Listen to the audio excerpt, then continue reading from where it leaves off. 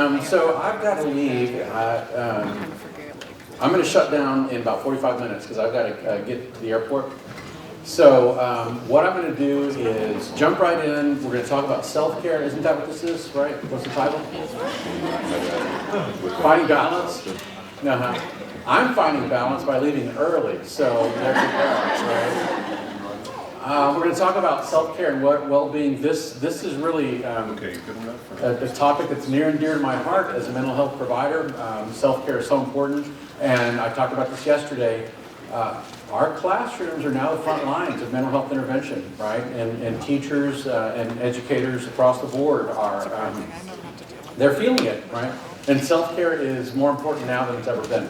So what I'm going to do is this material, when I say that it's right out of the book, I literally mean that I copied and pasted from the Word document that became that book into this PowerPoint. So you can take notes, or you can just rest assured knowing that all this information is in the book.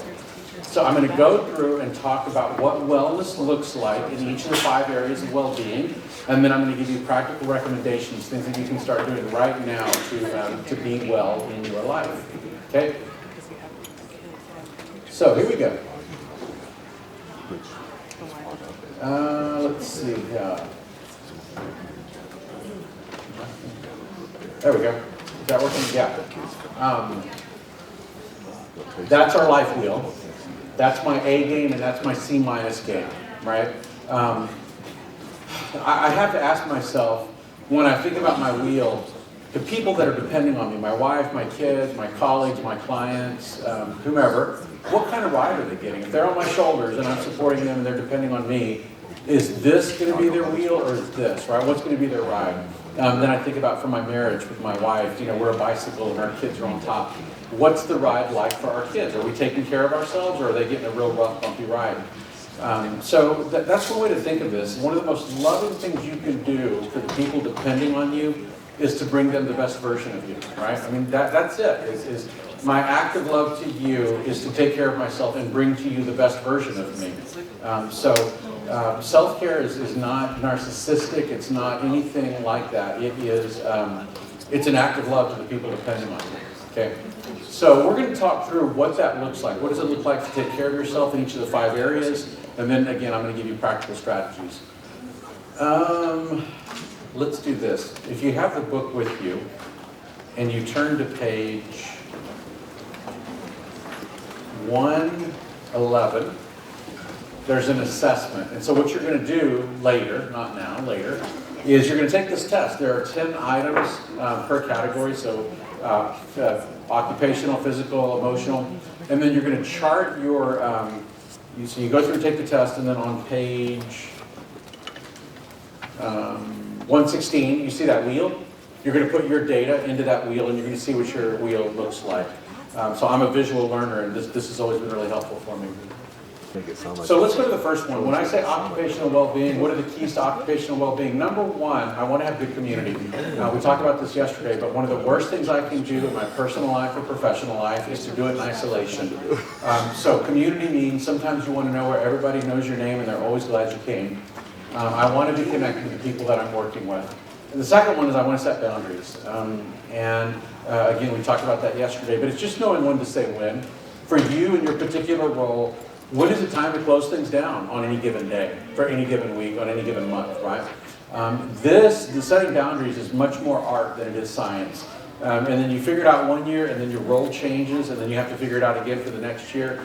And then what's difficult is that somebody, like you have 2 first-grade teachers, for example. One's been teaching for 5 years, and one's right out of the gate.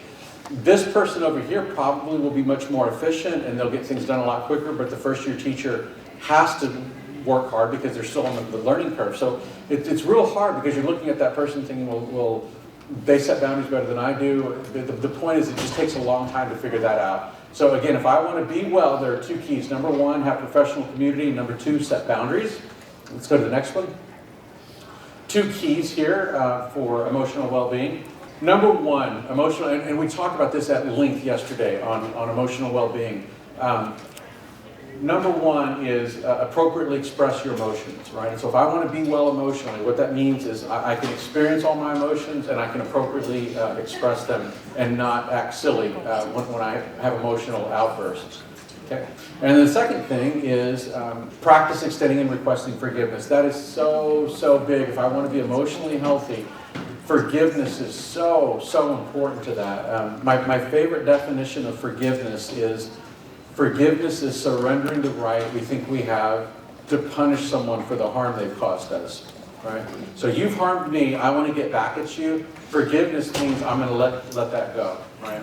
And that's so important because unforgiveness is about retaliation. And what that means is if I've had a student that's hurt me or a parent that's hurt me or anyone else and I have not forgiven them, then by definition I'm going to be punishing that person. Right? And if that person happens not to be around, then I'm going to punish, whether I realize it or not, I'm going to be punishing anyone that looks like them or acts like them or reminds me of them. So forgiveness is about cleansing the palate. It's about giving everyone a new chance in life. So again, if I want to be well in my emotional well-being, number one, experience and express all emotions. Number two, practice extending and requesting forgiveness. Okay. So, next one. Financial well-being is a big issue. You know what? I think let's do this because I'll be distracted by that. Open, if you have your book, I'd love you to take that test now. And maybe this is a good time. So go to page 111, is it? Are we doing financial or occupational? So I think it's the whole thing. You'll do each one of those. And I would love Yep, and just go through on page 111 in front of us right now. and answer true and false to Well, those my financial questions. well-being would be While we get our get off text those set up. 20s again. Feel better about myself. Yeah, you can look with somebody and take the questions along with them. What? And if you have any questions about a test item, let me know. I'll be glad to help. So what's this one? Occupational didn't make the list. Jewels did make one. Okay, we'll take a few more minutes to finish up the assessment. You may not get done with this. Smoking cigarettes, Juul, You might. the same thing. Are you sure? It's more. It's more. This more. More nicotine. Yeah, let's see how far you can get. You got two done? Well, Okay. hold up.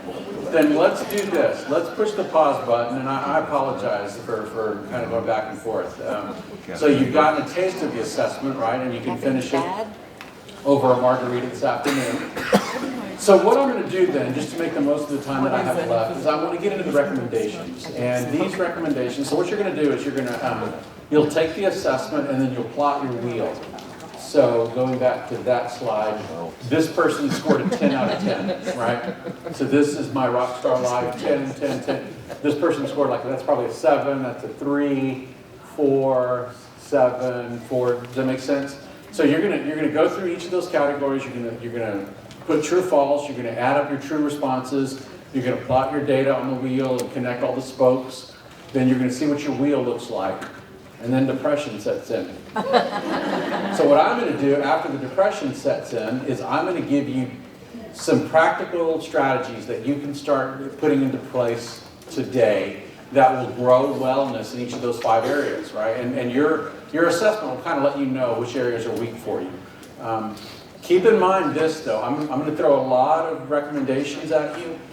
If you're not well in any given area, you probably did not get unwell overnight, and you're probably not going to get well overnight. So be patient with yourself, you know, and set small, simple goals, and just start growing wellness in one area, and then build over time, and eventually your wheel will grow back out. So let's jump in here and look at some of these recommendations for well-being. If I'm not doing well occupationally, number one, I want to reach out to a colleague that's struggling and just listen to them, right? Just build community by listening. And you don't have to have the answers. You don't have to fix anything. Just listening, you know, and reflecting back to them. And just the kind of stuff that happens organically. Yeah, you did? Really? What did they say? Oh, man, how'd you feel about that? Oh, my gosh, I would have been so frustrated. What'd you do? You know, that kind of stuff. It goes a long way to build community. Most, this is going to sound sexist, but there's data to show that most women are better listeners than most men because most women use language more fluently than men do. And as a result, women are better listeners. Most women, and I'm not saying that if this is not true of you and you're a woman, there's anything wrong with that, or if you're a man and you're a good listener, that's fine. But most women are verbal mediators, meaning when you have stress, you want to use language to talk about it. Most men are cognitive mediators, meaning when you have stress, you want to be alone and think about it to find a solution, right? Not always, and if you're one or the other and you don't fit into the cat, it's fine. But I'm just saying, generally speaking, that's the rule. So most women do that really well, you know. My wife, I'll come home at the end of the day, and I'll have that look on my face, or that, you know, and she'll say, man, it looks like you had a bad day. And I say, yep, it was bad, I don't want to talk about it. And then invariably she'll say, really, what happened? I want to talk about it, right? And then she comes home with that look on her face.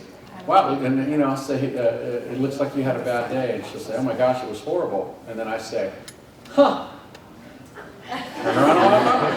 Why would you want to talk about it? It's like putting lemon juice in a cup, you know? So, but listening is really good. It builds community and it makes us feel loved and supported. Attend to professional development. You're doing that now. Check. Clear the air with a colleague. If you've got bad blood with a colleague on your campus, there is one person on the entire planet Earth with whom you should be discussing the conflict. Can you guess who? Your girlfriend on Facebook, right? Okay, I won't even give you that. Okay, congratulate a colleague, you know, be nice to each other, be kind to each other. You showed up for work today, good job, thank you, right? Sometimes you have to set the bar low. Utilize your colleagues as a resource. Ask yourself, we talked about this yesterday, ask if you're struggling in your work, who has done this thing that I'm not doing well, that I'm struggling with, and who can help me? Who can coach me? Who can mentor me? Who can guide me? You know, and the thing about education is that it's not like if you're first or second year, you need to find somebody that's been teaching for 20 years. If you're first or second year, find somebody that's been teaching a month longer than you, 2 months long, a year longer, and that's a lot of experience, you know. So practice utilizing your colleagues as a resource. Discuss your evening routine with your family and ask, man, that's so important. To go to them, and like, so my wife and I, we've been special ed people for our whole careers, and we know, you know, like in August, we're not going to see much of each other, right? And January and April and whatever else. And we also know that there are breaks that we need to take advantage of. But we told our kids a long time ago, like, if you feel neglected, like, you have power to wave and say, no, we want you to be with us, right? So my oldest daughter, she's a junior at A&M, and I remember when she was in junior high, she went through a sci-fi thing where she was really into Doctor Who, and I didn't grow up with that. And so she was watching that on TV, Doctor Who, and I said, man, if you like sci-fi, I'm going to hook you up with some real sci-fi. So I got on eBay and bought the original box set of The Twilight Zone, the black and white, you know, Rod Serling.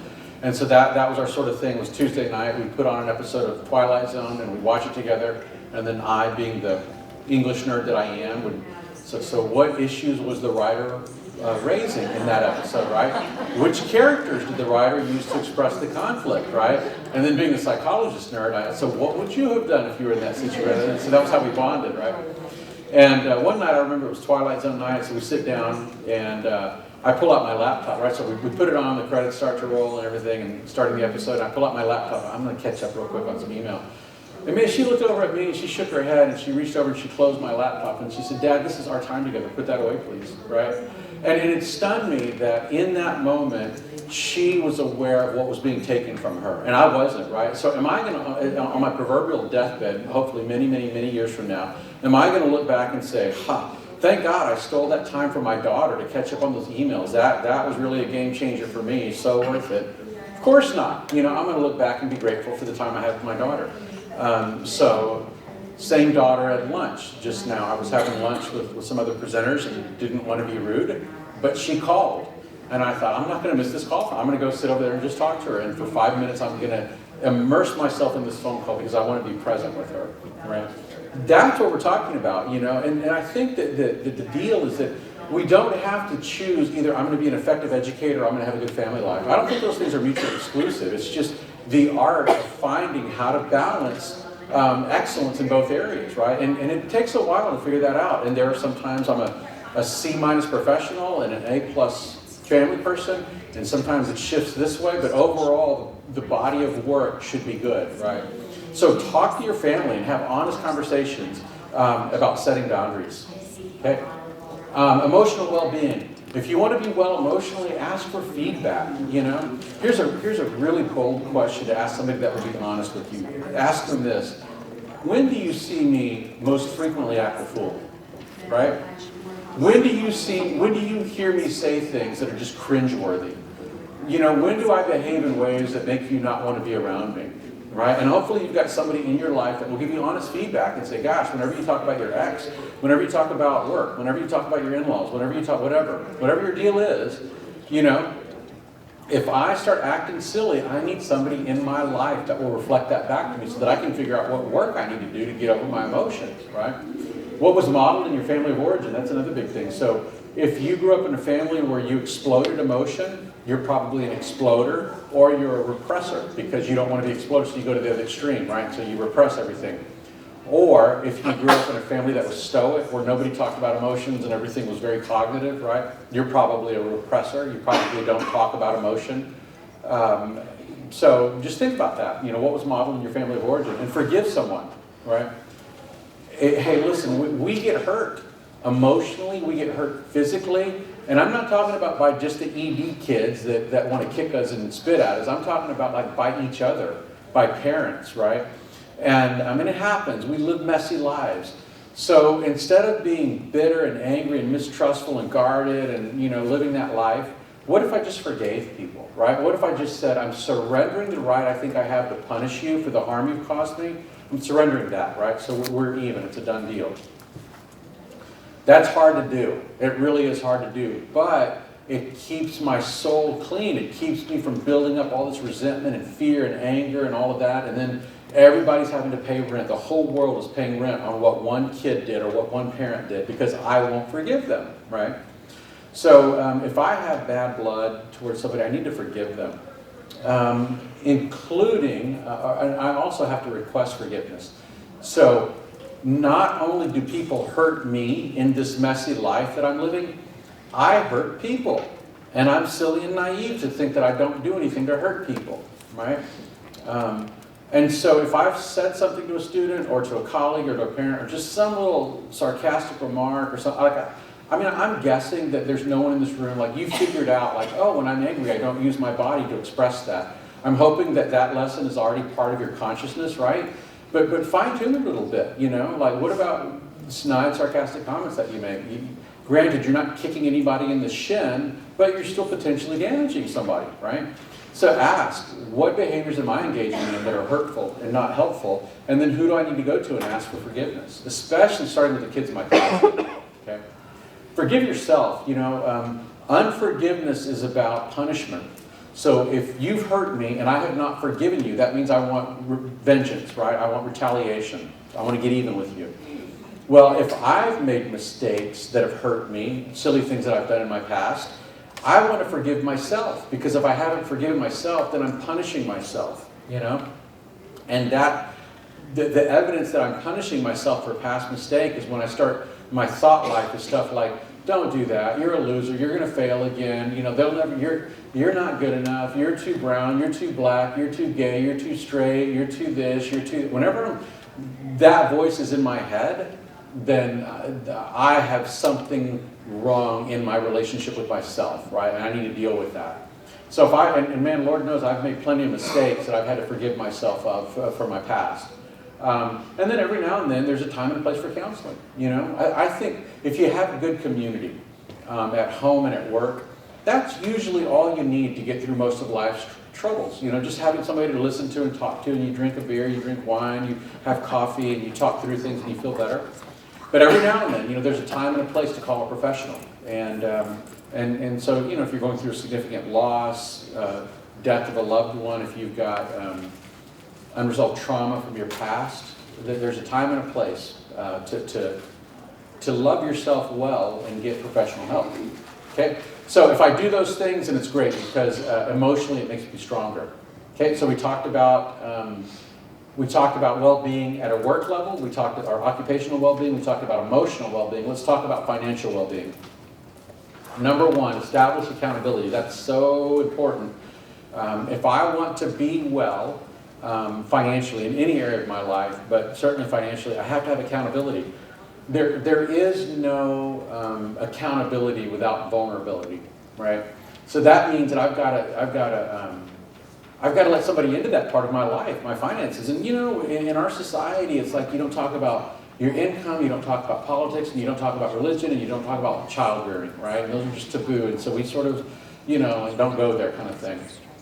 So, okay, you know, but the problem is that if I'm suffering in those areas and I'm not talking about them, it's not likely that they're going to get any better. You know, can you imagine if you had a really bad cut on your arm? Let's say you cut yourself pretty deeply with a rusty nail, and you knew, like, oh, this isn't good.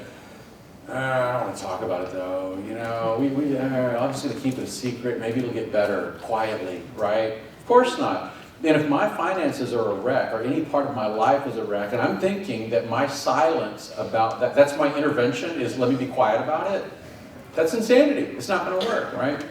So like my wife and I, one of our biggest differences that we had when we got married is, and we had many, but she grew up in an upper middle class SES, and I grew up lower SES. And we could never agree on what is an appropriate amount to spend on a meal, a shirt, you know. I'd never heard the term thread count associated with the word she until I met my wife. I literally had not, right? And it turns out it has to be like 200,000 thread count or something like that, you know. So then you get married and you think, oh, so this is who you really are. Well, now I have to change you to make you like me, right? And so then you always, you never, you better, you have to, and all that other stuff that never works. And we were doing that about money, just going round and round and round and round and round. And finally I said, this is ridiculous. So we went and had dinner with some friends of ours who, dear friends of ours, and we said, look, we're fighting about money, and we want input. So we took them, all of our checkbooks, all of our credit card statements, and all of our financials for the last year, and we said, here, look at this and tell us what you think, right? And that felt very, very vulnerable, you know, to just lay it out there like that. And so then a week later, we took them out to dinner again. What do you think? And what was so valuable about that, it's not that they were like these savvy financial planners. They made less money than we do. But what was so helpful about that was that we were finally having a group discussion. And it wasn't just me and her trying to power play each other. And it was good. And so we had some insight and some feedback, and we found a little more balance in how we were having the discussion. And then about a week later, I went out to my wife and I went out to dinner with my pastor and his wife, and he's about my age. And I don't know if you've ever been on a double date, and you know the other couple's mad at each other, right? It was that they just came to the table like, right? So the ladies went to the restroom, and I said, Scott, what's the deal, man? Looks like you guys are about to claw each other's eyes out. And then he said, oh, we just had the biggest fight on the way over here about money. And I said, really? You came to the right place, my friend. I said, me and Kim, and we were going round and round. We went out to the dinner with the Norvals, and we just told them what was up. And it was so good. And we just talked about money and, you know, what makes sense and what doesn't make sense. And he said, really? Y'all did that? I said, yeah, man, you should try it. So he did that with another couple and talked about money. Well, pretty soon our little community we were talking about money. You know, and the point wasn't this is what your spending needs to look like or doesn't need to look like. The point was, have you done your homework, right? And then you do your homework and you decide what your spending needs to look at, but do your homework. And that was great. So we talked about money, and then we thought, well, that was really cool. You know, like that was a big hurdle for us as a community to be able to talk about money. I wonder if there's another hurdle we could overcome. Oh, let's do this. Let's talk about education. Right? You want to talk about a genuine bona fide poop storm. You go down into Texas, into the Bible, I don't know what it's like here, but you go down there and start talking about school, and is God's perfect will for your child public school, private school, or homeschool, right? And forgive me, you're going to piss somebody off. There's somewhere, right? So we decided we need to talk about this, and the goal isn't for to herd everybody into public school or private school or homeschool. The goal is to just talk about the homework, talk about your process and how you landed where you landed, and let people poke at it, right? So it was really good. We as a community learned how to have these difficult conversations, and it was so good because we started to learn to be vulnerable. Vulnerability led to accountability, and that kept us on track. Reward yourself for self-discipline. What was your family of origin like, you know? Did you grow, like I grew up, we were poor, and what I always heard was money was evil, right? And people that have money are evil, don't trust them. And I grew up it was mostly Latino, and the people that happened to have money were white. And so the message I got was don't trust white people because they did bad things to get their money, right? That's racism. That's racism. You know, money's just a tool. I remember the first time I got licensed, you know, it was in 2003, and I saw the first patient that I could legally charge money for as a psychologist. And back then I was charging $60 an hour, right? And the whole session I was so worried because at the end of the session, I was going to have to ask them for $60 freaking dollars, right? Now, you're not going to get me for $60 an hour now, I guarantee you that, right? But back then, you know, that was a lot of money. Still is, you know. And the whole time I was worried, you know, and so we ended the session and the patient said, oh, thank you, Dr. Saenz, I'm so encouraged, you know, blah, blah, blah, let's have another appointment. Great, so we head up to the front office, the reception area and say, all right, what do I owe you? And I just felt like a 5-year-old boy again, like, 60, I don't know. You know, I mean, it was just so awkward because I still had that thing, like I'm evil for taking this money. I obviously got over it, but it just underscores, right, how we carry these messages about materialism, you know? So what was modeled for you? Talk to someone who makes more than you, someone who makes less than you. Give is a really good one. Watch an episode of Hoarders on Netflix. Oh, gosh. Talk about dysfunctional relationship with material things, right? Whether it's currency or, you know, TV trays, you know, whatever it might be. This makes a caricature of our propensity to bond with things over people, for crying out loud, right? Because we get so caught up in the material, potentially. So these are all recommendations for well-being, for financial well-being. Let's go to spiritual well-being. Spend time with other people who share your value system. So this is me as a psychologist and as an ordained minister. To me, and this is just my opinion, it's pure opinion, the worst people in the worst place spiritually are people that you say, what do you believe about existentially, about what we do as a human being, this animal? Like, why this animal and why this creation? I don't know, right? Well, you might want to think about it because there could be some important questions at the bottom. So that's a person that's not doing well, in my estimation, spiritually. The next person is, the next step to well-being is, what do you believe? Well, I believe this religion, or I'm an agnostic or an atheist, or secular humanist. Okay, well great, at least you have something. Why do you believe that? Well, it's what I grew up with. Oh, okay, that's a roadblock, right? Then the next level is, what do you believe? I believe this. Okay, good, you got to believe. Why do you believe that? Because I did my homework, and this is what's true for me, right? That's the hallmark of moving in the right spiritual direction.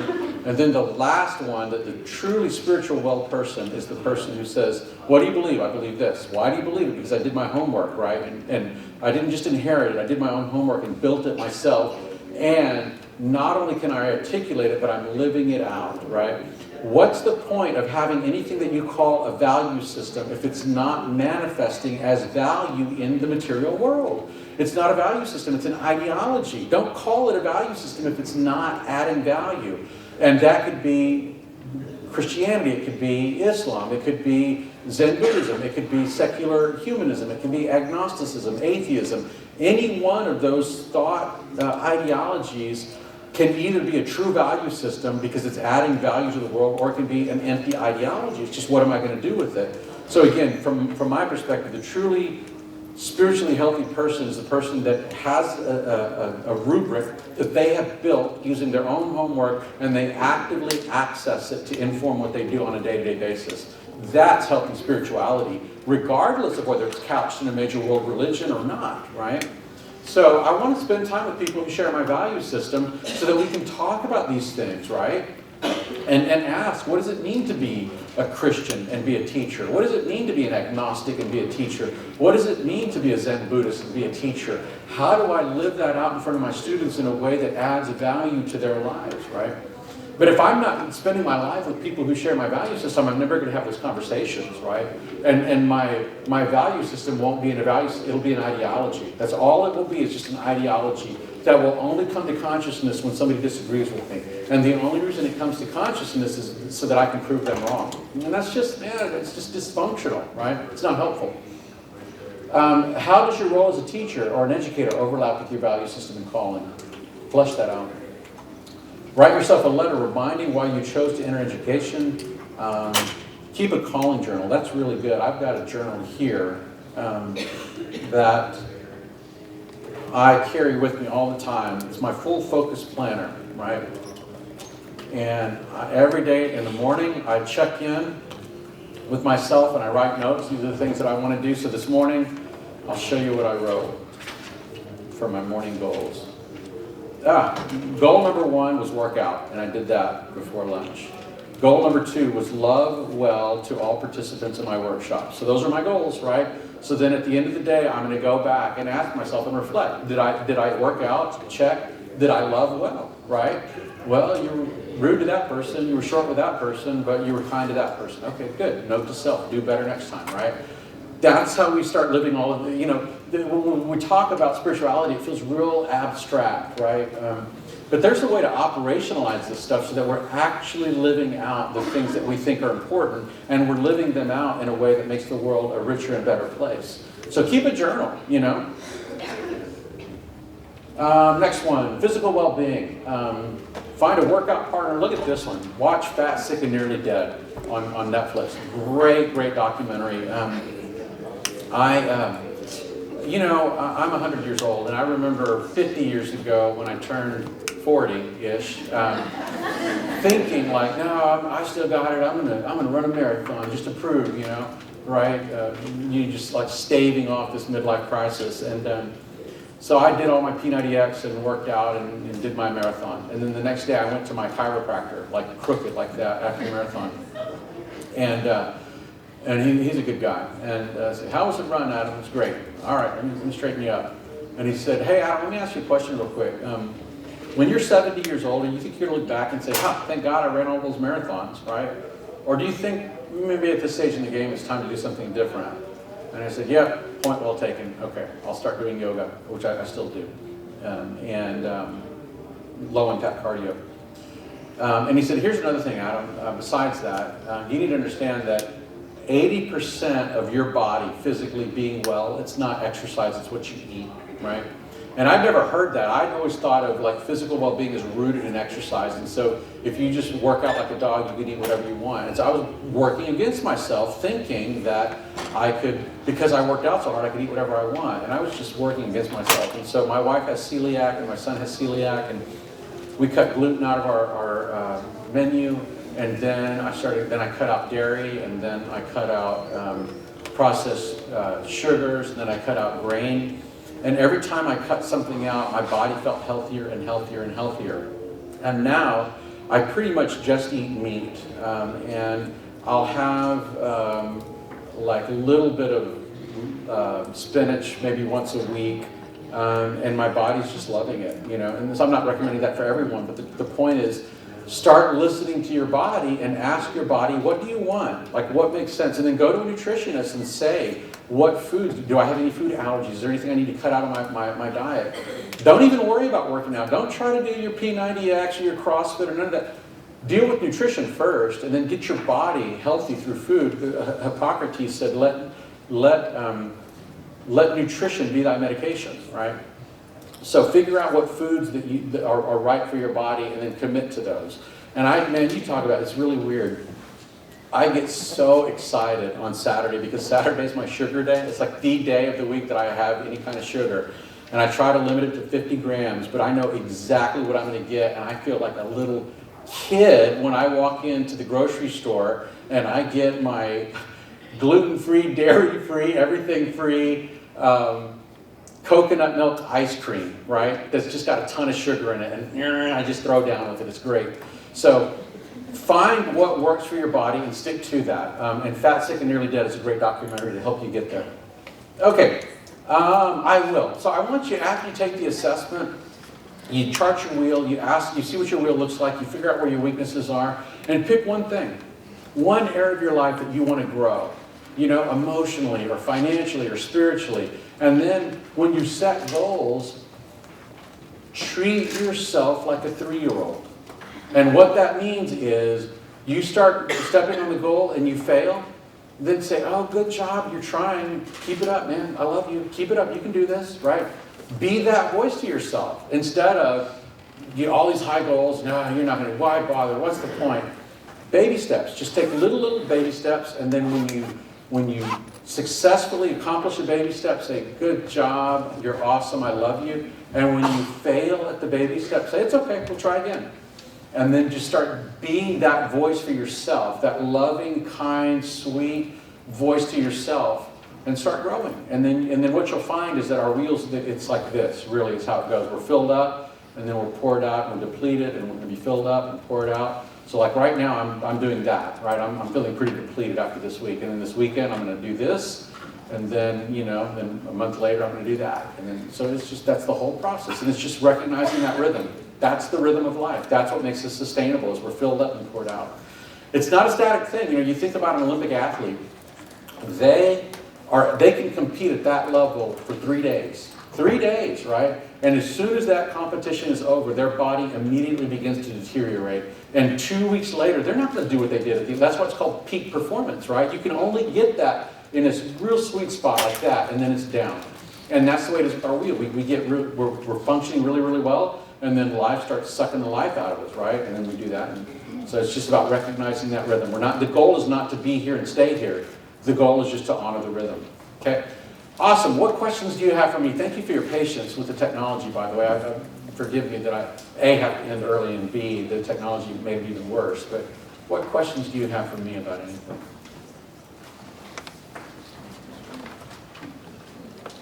Going once? Anybody? Yes? What's a good way to approach buy-in from the spouse? Buy-in from the spouse on what? Well, just like the whole concept. Like, I go home yesterday and I'm so excited. Oh my gosh, just heard all this great stuff. And Yeah. I'm really excited. He's like, yeah, you're always excited after a conference. Right. Yeah. So, but I, so I'm just wondering, like, how can it, because I just like it's hard. Right. Well, so how do you get buy-in from the spouse? You don't really, Honestly. No, you don't. The best way to do it is that let your life be your statement to your spouse. And then someday they may say, oh, you really mean it. You're doing great. Let's talk about this, right? But instead of saying, well, come with me, that just doesn't work, right? And so you do your thing, right? And just gently say, man, I'd love it if at some point, if this is meaningful to you, I think it'd be great for us to share some piece of this, But no, you don't sign anybody up for anything. Yeah, no. Great question. Awesome. Hey, thank y'all. Have a great weekend. Appreciate you.